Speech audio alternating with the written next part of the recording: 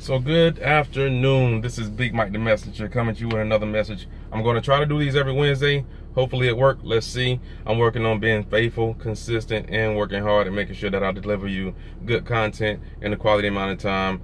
But for the past month and a half, I've been on forums and I've been on panels on relationship talk. You know, especially from my point of view, since I'm celibate, a lot of women want to see how and why I'm single and why I chose to be celibate. But in this situation, I'm going to help you understand why I've been single.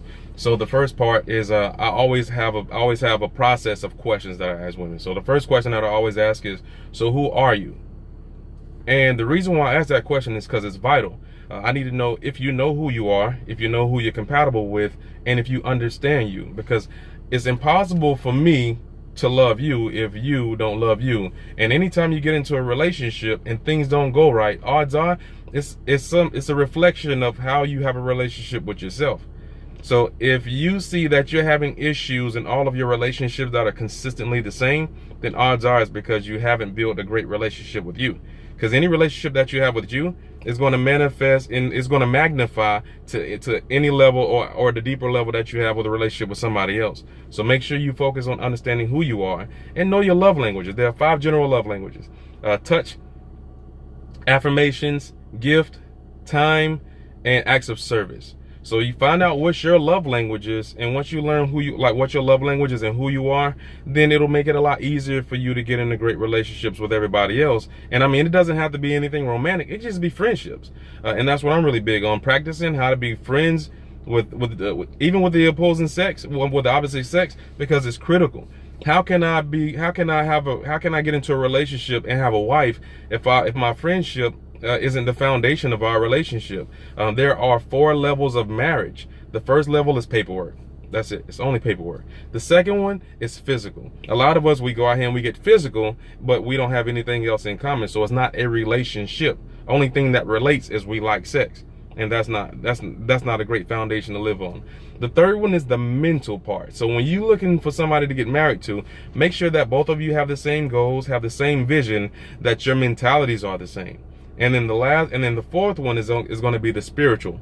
So as long as both of you have God in your life, or whatever your beliefs are, make sure your principles and your beliefs match, because those are going to be the great intricate parts of your relationship that's going to set the foundation to make sure that everything else works right. Now, if your foundation is on paperwork, which is the lowest level, then it's not going to be worth anything. It's not going to work out. You may get into a divorce because because die means divorce. Die means 2, divorce means vision, which means that you've already been divorced before you was even married. You never had the same psychological concepts and principles on life to know where to go. Physical is just that. What's going to happen when that gets old? I mean, you can spice it up, you can do all that, but the foundation of any relationship shouldn't be sex. The third one is the mental. Do you have the same dreams? Do you carry the same visions? Do you have a meeting point that y'all have? Do you have plans and mindsets? As far as savings accounts, retirement, or even just what's your purpose and your goals in life? Do they match? And obviously, the fourth one is going to be the spiritual, which is when you give all of you, or when both parties give all of them to the spiritual realm, to God, or whoever you may consider to be your highest realm of who you believe, then that's going to set the tone, and that's going to be the most solid foundation to make sure that whatever the world throws at you, it's not going to shake your foundation. And I know in a lot of cases we get into the concept of trying to figure out what's the male role and what's the female role, but you should already have that stuff figured out well before you get into a marriage, because marriage is supposed to be for forever.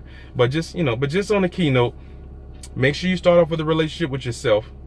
Make sure you know how to love you, because the more love you pour into yourself, it's going to cascade and love everybody else around you.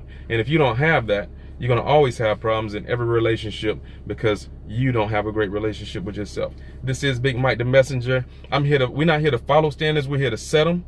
So let's build heaven on earth. Love y'all. Enjoy this video.